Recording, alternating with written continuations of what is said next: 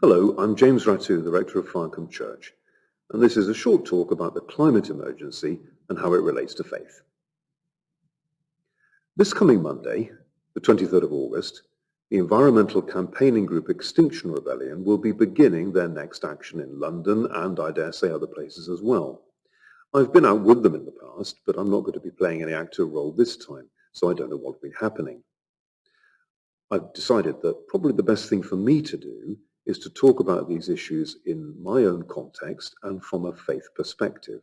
So that's what I'm going to try and do over the next few minutes. I know that the most recent report on climate breakdown issued by the United Nations Scientific Panel on these matters a few weeks ago shocked a lot of people.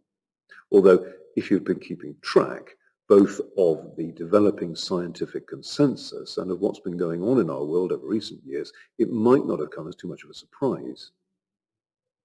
A couple of years ago, I saw children eating ice cream in the streets of Farncombe in the middle of February.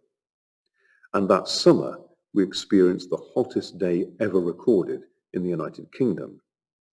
Although at a mere 38 degrees, it was almost too uncomfortable to go outside and do anything. Nevertheless, it was a long way off what we will probably have to start getting used to happening on a regular basis over the coming years. And of course, over recent months, the fires and floods around the world have barely stopped, and that makes it hard to ignore what's happening, even if people don't necessarily know what to do about it. Again, one way of thinking about the current conflicts in the Middle East is to see them in terms of the whole area becoming drier and hotter and therefore less able to sustain human communities. And that's happening in developed areas of the world too. California and parts of Australia are in long-term drought conditions, and managing human life there is going to become more and more difficult as the years go by. A couple of my friends this year have had their homes in the London suburbs flooded, and underground lines have been closed due to flooding too. You don't have to have too much of that happening before cities start to become unmanageable. They don't have to be completely and permanently inundated underwater to be impractical to live in. For myself, I've been thinking about these issues for some years, but I told myself that while it was clear that society needed to change a lot if it was going to survive, these climate processes were so slow and so long-term that we had perhaps a couple of hundred years in order to do what we needed to do. Then in 2018, the UN issued an interim report which made it completely clear that no, we don't have 2 centuries, we have 2 decades or thereabouts. So, on a personal level, I try not to use my car as much as I can. I've switched to a sustainable energy supplier, and I no longer eat meat apart from fish and very little dairy, although it was the village show here at church this afternoon, and I very nearly forgot and had a hot dog. But I know that individual consumer choices are a minor part of the answer. There are much bigger changes we have to make as a society. Now you might ask, why a Christian priest should comment on all this stuff at all? What do I know about it? A couple of years ago, I went to a conference about faith and the environment at the University of Surrey, and there was a variety of speakers from a number of religious traditions. They all said pretty much the same thing, quite bland statements about how God had given human beings stewardship of the earth and it was our responsibility to look after it and so on. So far, so vanilla, nothing exciting there. The exception was an elderly rabbi who was a member of Extinction Rebellion, and he was much firmer and much scarier in the things that he said. So apart from the idea of stewardship of the earth, I think there are 3 ways in which Christianity specifically has something to say about climate change. First, there is an issue of truth. We know that we have let this crisis lie dangerously long. Only the other day, I was looking through our files here at church and I came across a statement by my predecessor as rector here in which she talked about climate change, and that was back in 2001. So why has it taken until now before we've taken that particularly seriously? Well, I've talked about how my own outlook changed. Partly, I think it's been a matter of ignoring the problem, and partly actively suppressing discussion of it. We know that the fossil fuel companies who have made fortunes from burning carbon, from which, to be fair, we have all benefited, we know that they have actively told untruths about the science and have promoted false information over the years.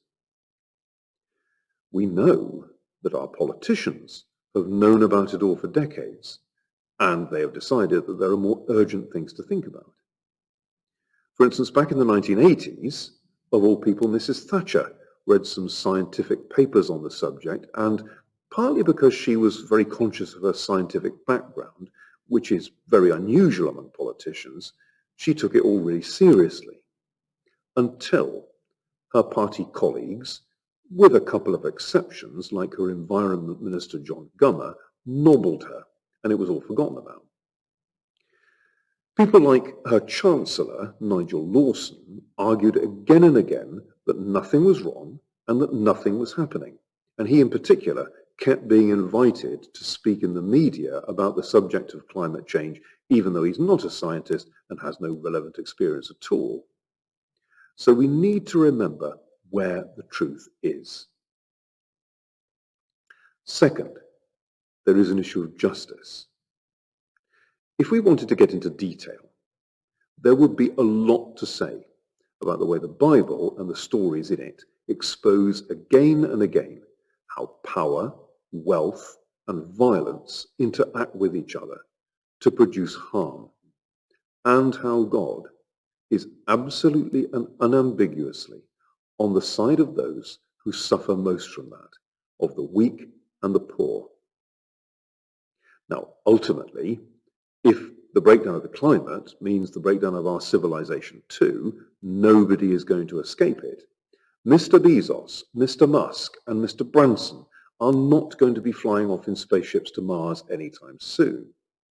Anyone with relatively more power and resources, even if they just live in more fortunate parts of the world, is going to be able to shield themselves to some extent for some time. But ultimately, it will affect everyone, and it will be the people at the bottom of the scale who suffer first and who suffer worse. And it's not just the direct effects of fire and flood and lack of food which hurt the poor. It's the indirect and social effects of societies no longer working properly, of transport and health and education systems slowly falling apart, of governments and legal authorities and police not being able to cope with what's happening. We see this even now when countries fall into situations of civil war. So it's not a distant dystopian fantasy. It's real, and it happens to people. Thirdly, and last, there's an issue of values. If we are going to take the action that we need to in order to avert the worst consequences of climate breakdown, we will have to talk as a society about what it is that we really value. The thing about our capitalist economy is that it privatizes that discussion. In theory, it produces money for you as an individual so that you can express your own values in what you spend it on. But climate change affects everyone, and so we will have to take those decisions together in some shape or form. And values, what we regard as important, and the choices we make between them, is clearly something that the Christian Church has an interest in. There's one final aspect I want to talk about. A lot of coverage of climate change is scary, and I think rightly so. The decisions that we take now will affect how much of our current civilization makes it to the end of this century, and that is big and scary stuff. Now, it is true that there is, within Christianity, what you might call an apocalyptic motion. The Christian faith expects that history is moving towards a conclusion, a final act, and that what happens out of that will be good. But the good will only come and can only come through conflict and the destruction of some things. Now you can understand that in a very literal and historical way, or you can understand that in a symbolic way. But however you think about it, it's absolutely there in the Christian faith and in the teachings of Jesus Christ. And the faith is not complete without taking it into account. So part of the work of the Christian church is to look at what's happening to the world at any time and to say, how is this revealing the work of God? How does it reflect that great movement towards his final purpose for all things? What does it tell us about who he is and about who we really are? How are we going to respond to the circumstances in which we find ourselves? Whatever happens to human civilization over the next 100 years, it will do that. And that's why the church has to talk about it. Christians talk rather vaguely about hope. And if we have hope, it isn't a sort of blithe optimism that everything is going to turn out all right. It is the world moves towards God, and that what happens to it reveals the truth about him and the truth about us.